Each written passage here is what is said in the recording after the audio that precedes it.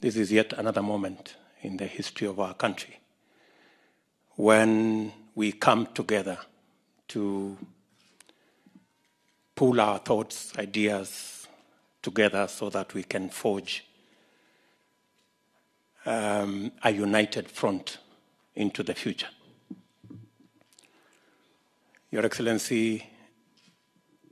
I think it's in order for me to, on behalf of many people, to congratulate the team, led ably by Yusuf Haji, deputized by Mr. Olo, and the rest of the team, for working tirelessly and putting together the report that now is in your possession and will be available tomorrow to everybody on matters pertaining to our present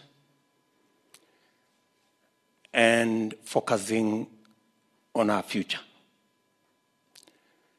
Your Excellency, because this is a very pregnant moment, from tomorrow going into the future, we will all be focused on having a honest, democratic, inclusive, informed debate and conversation where no views are superior or inferior,